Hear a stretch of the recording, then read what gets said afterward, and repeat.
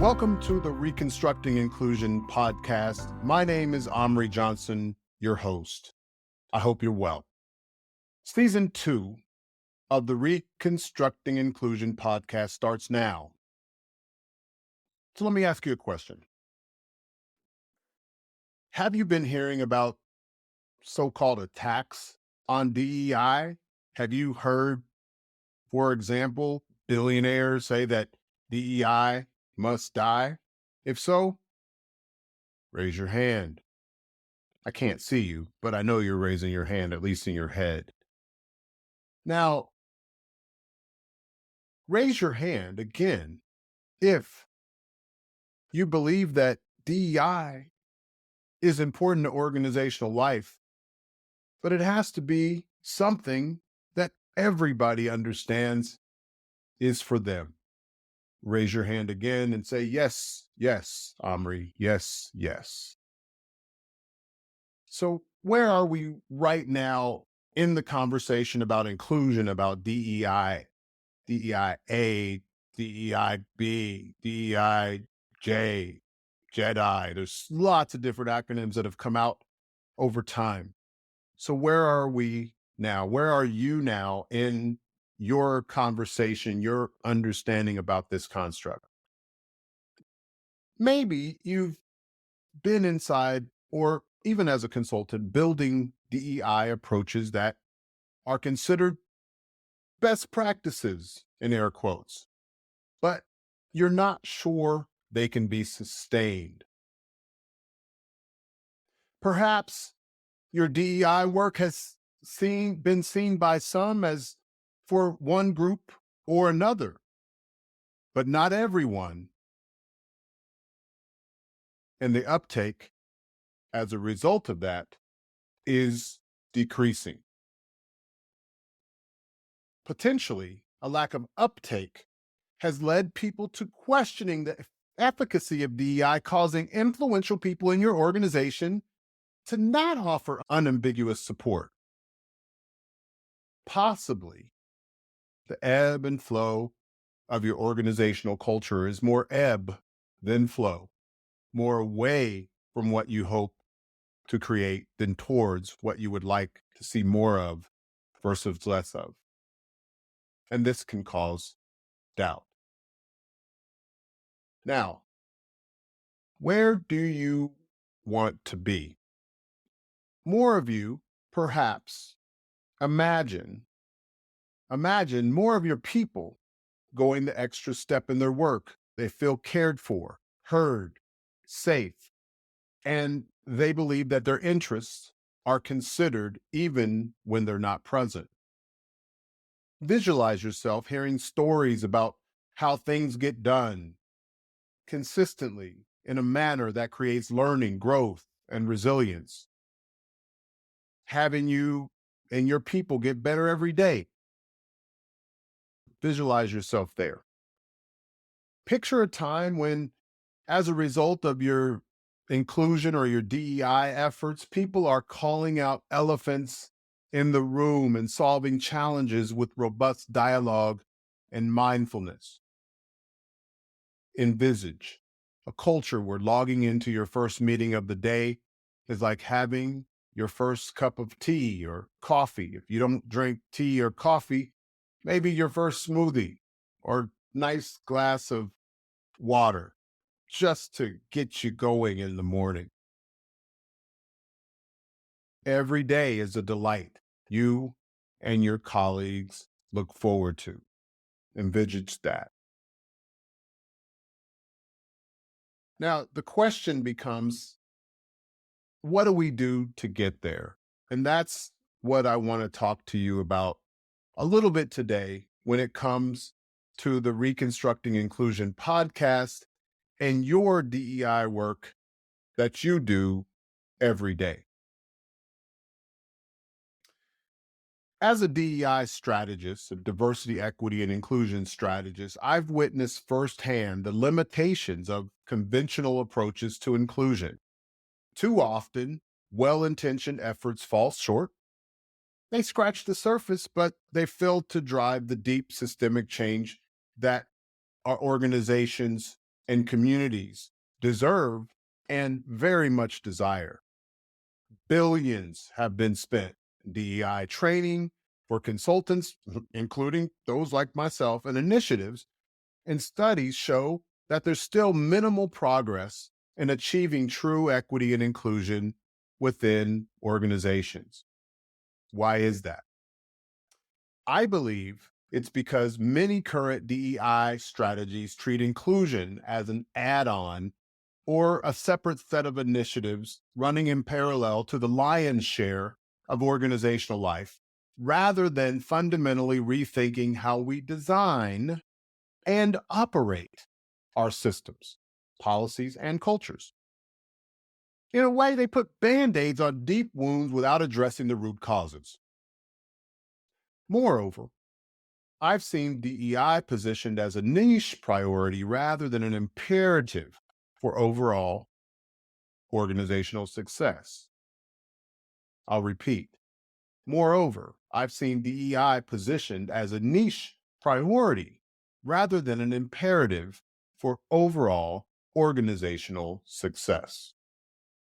The underlying narrative is that DEI is about checking boxes, avoiding liability, and ensuring compliance, not about cultivating vibrant, innovative, human-centered cultures where everyone has a voice and can contribute their best to the organizational mission. This framing undermines DEI as a cultural and strategic business imperative for any organization that wants to attract top talent, drive innovation, and remain relevant in our rapidly evolving world. So, we see the challenge. We know where we've come from in this conversation, particularly the last few years where DEI has gotten a lot of visibility. Again, we want to get to that place where we can see our culture transform as we do the work with everyone in our organizations. I started the Reconstructing Inclusion podcast, and in a way, I wrote my book, Reconstructing Inclusion, driven by a growing frustration with the mainstream narrative surrounding DEI. The podcast came to life, and what I wanted to do is have dialogue that was beyond the surface, something that was beyond cosmetic changes, rather than grappling with deep-rooted systemic barriers to true inclusion. And now, when I say systemic barriers, I'm not talking about simply focusing on racism, sexism, all kinds of isms and phobias. Those occur. But what we don't do is talk about the patterns that bring them to life. We often talk about the things that hit us in the face because the media covers them and all of our attention goes to reacting to them. Similar to what we've heard from these so-called DEI opponents who say silly stuff, and then we get on social media and we begin to react to it and say that they're wrong. The reality is there's some truth in what they're saying, and we have to take responsibility for it. I knew when I started the Reconstructing Inclusion podcast that we had to move past constant reactivity to those who oppose DEI and those who were even on the fence for DEI that we felt needed to go further. That's what you hear a lot of this racist, anti-racist, non-racist conversation that I quite honestly don't think is helpful. But that's another conversation, perhaps one that we have on a future episode of the Reconstructing Inclusion podcast. But I knew there had to be another way, a way to peel back the layers, challenge assumptions, reimagine what an authentically inclusive world could look like in our organizations being a part of creating that. My vision for the podcast has been to create a space for unfamiliar perspectives, contrarian voices, thought provokers, and paradigm shifters in the DEI space, a place where we could engage in candid, nuanced dialogue about the complexities and contradictions of this work without fear of stepping outside of the confines of the mainstream narrative. What sets Reconstructing Inclusion apart is an unwavering commitment to questioning assumptions, deconstructing existing narratives, reconstructing approaches that bring more people in to the center of the labyrinth. The center is where we can all converge. The center is kind of like Ubuntu. I am because you are. Through conversations with leading experts on the ground, insights, this podcast tackles DEI from a multidimensional perspective. It explores the notion of intersectionality, cultural intelligence, organizational dynamics, and the unintended consequences of well-intentioned but misguided efforts. We've had guests this past year from Doug Harris, the CEO of the Kaleidoscope Group. We've had Peter Musafariadis and his team at Diversity Atlas. We've had Dr. David Livermore for the Cultural Intelligence Center. We've had Raquel Ark, who's an expert in listening.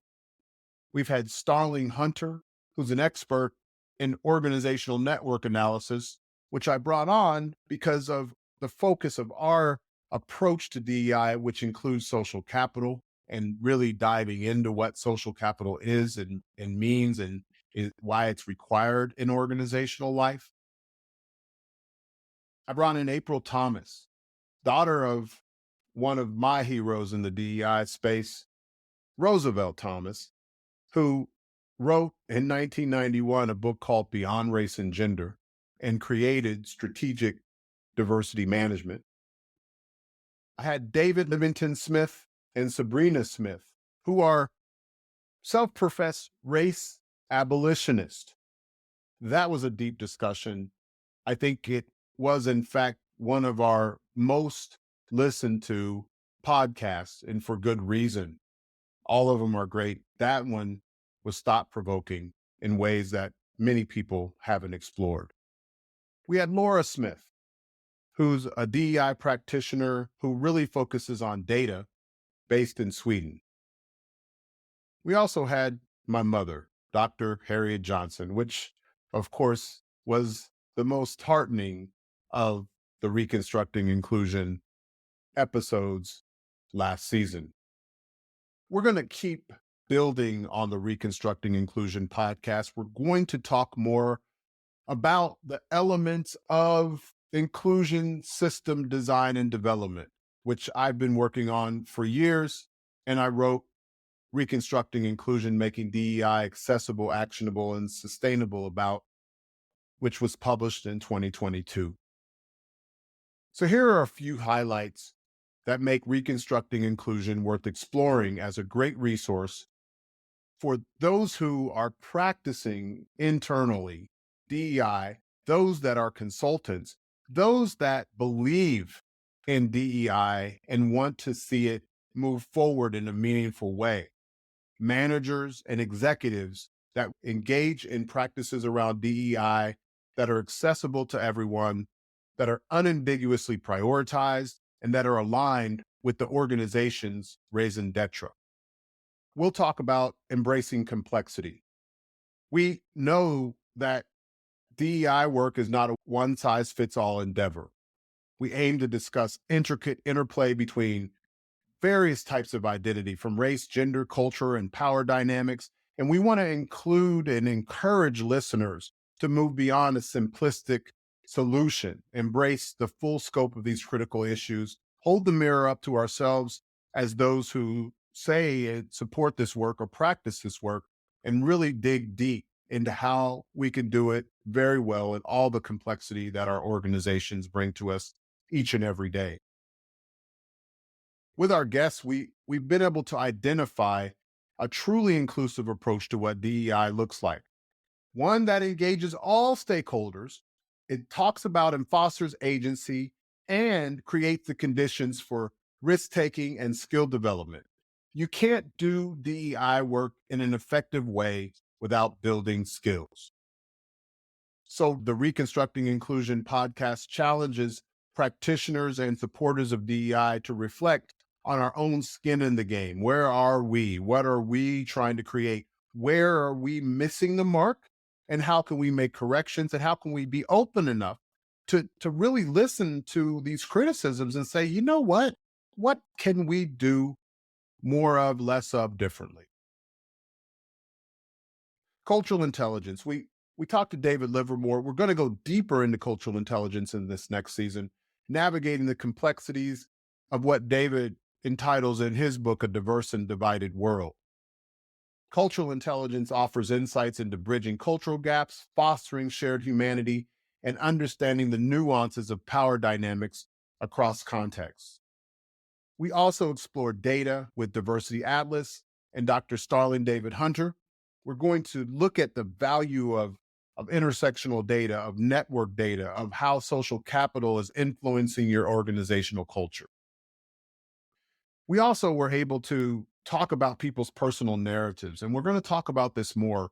Story and the way we engage in story is extremely important. It's something that I think everybody talks about, but we've often done it without necessarily digging into context to the extent that we could. We're going to spend more time going beyond race and racialization, beyond genderization, beyond any kind of what I would say is ascribed notions of identity, to really talking about the complexity of identity and doing it in a way that really creates the conditions for all of us to think differently and move the work of DEI forward in a meaningful and sustainable way with one another, not with a notion that we're going to move somebody out of the way, but we're going to bring in everybody in and in good faith, engage, connect.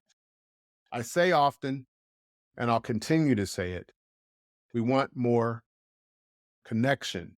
We want more community. We want more contact, not as much caucus, meaning those with similar affinities or favored affinities getting together and being with each other. We want community. We want contact across differences and similarities as normative. So my invitation to you is to continue to join us to make this conversation a lot more instrumental in the work that we do every day in the DEI space.